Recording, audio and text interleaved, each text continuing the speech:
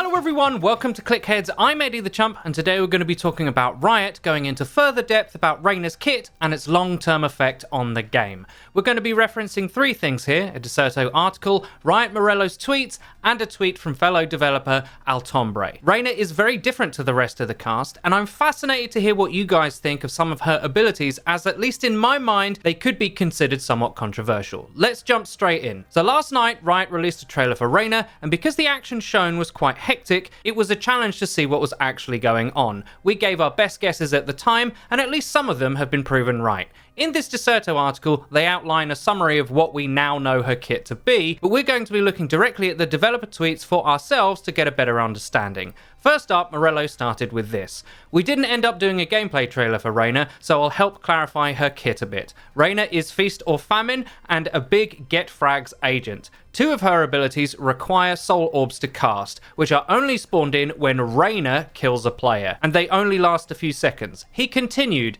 "These abilities allow her to heal her health to full, including overhealing up to 50 armor, or turn invulnerable and unable to shoot for a few seconds. They share charges. Her ult gives her faster firing /reload /recoil mod and resets on kill. It also enhances her soul orb skills." Now there's a lot there, so let's break it down. Firstly, two of her abilities share charges, and both are dependent on the Reyna player getting kills herself. You cannot pick up ability charges off of bodies your teammates have eliminated. Interesting. Secondly, one of those allows her to heal and overheal up to 150 HP, and the other allows her to become invulnerable. Wow, that is something I did not expect. If you're anything like me, you read that and go, how is that a good idea in a game like Valorant? Well, it is balanced by not being able to shoot while casting it. You can see her using this after she kills the Cypher in the gameplay video.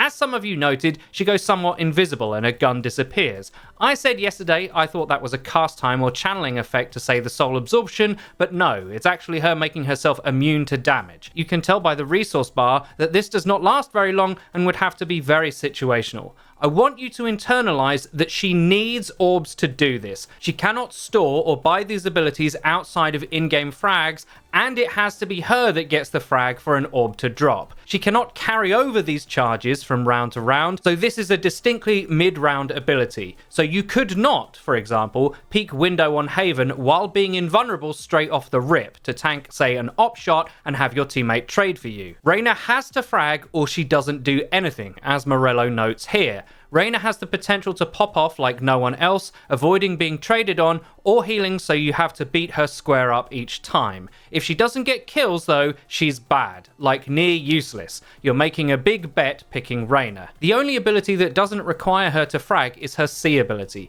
This is her Eye of Sauron flash that I talked about yesterday. Altombre has cleared it up on Twitter. He explained, "The C blinds any enemies that have it on their screen after it spawns. Players can shoot it to destroy it while it flies or after it has spawned. You can still see it through blind. Reyna doesn't need a kill to use her C, just purchased like a normal ability." So a few things here. It only blinds you once it's spawned, not while it's traveling to where you cast it. It is also destroyable, both as it's being cast and once it finally arrives. An interesting thing is that even while blinded, a player can see where the eye is and destroy it. So potentially very powerful, but it does have outplay options for the players being blinded. I actually really like this element of her design. She kind of reminds me of Akuma from Street Fighter, the ultimate glass cannon character with tremendous power in her kit, but vulnerable if you starve her of opportunity. Her ult is fascinating to me. Morello noted in this tweet that it does have to be activated, it's not passive, and that it requires kills to keep chaining. He did mention that it enhances her other abilities, which I imagine is it affects things like overhealing and the range from which you can absorb orbs from. Suffice to say, her whole kit is about momentum. So let's take a more holistic view of her entire kit. She basically is less than half an agent if she's not fragging, with her C ability being the only thing she can count on as reliable utility. So in my mind, you will have to entry with her, or be part of an entry duo. You'll want to use her flash to secure kills to unlock the rest of her kit, as if you don't, and you're just getting assists, she actually does nothing. It's very important to note that she cannot heal other players, which Morello noted in a reply to a question comparing her to Sage. Morello also confirmed that she is a cast iron duelist in terms of role, which I can see making a whole lot of sense. Now, as for the kind of players that should pick her, I think she's going to be very good in the right situations, but particularly in the early aggression aspects of the game. I entry quite a lot on attack, I might think about picking her up. But to just perhaps counter some of the voices that are no doubt going to call her OP, boom and bust characters like this can feel impossible to play against once they get going, but remember, duelists already suffer from being weaker on defense as it is. You cannot swap agents mid-game in Valorant, and part of the reason the meta is what it is because the best agents are good on both sides of the game. Sure, Cypher and Sage are meant to be good at defending, which they are, obviously, but on attack, when the spike is planted, attackers basically swap roles to defenders as the retake comes in. At that point, their utility becomes invaluable, and they can dominate there too.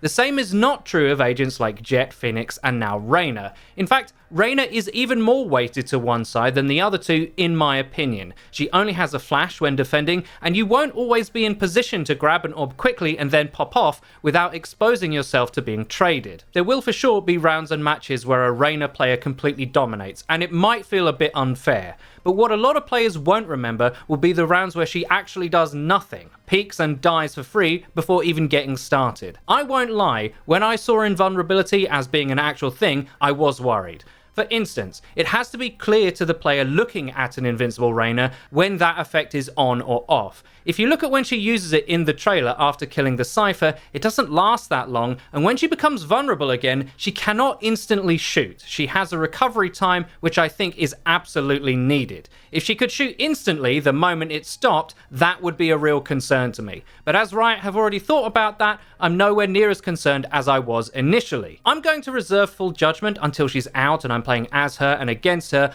Only then will we really have a good understanding of her power level. I do think she looks awesome. For all we know right now, she could be one of those picks that you dread a teammate making because she's inherently so high risk. And that's about it for today. I really hope you enjoyed the video and found the info useful. Let us know how you feel about Reyna's kit now that we understand it a bit better. I'm sure she will divide opinion just like Riot said she would. Also, be sure to check out our Facebook live stream in the description. We'll be playing a lot of Valorant on there this week, so it'd be great to see some of you in the chat for release. If you like the content on this channel, please hit that subscribe button and click the bell icon so you get notified when we upload.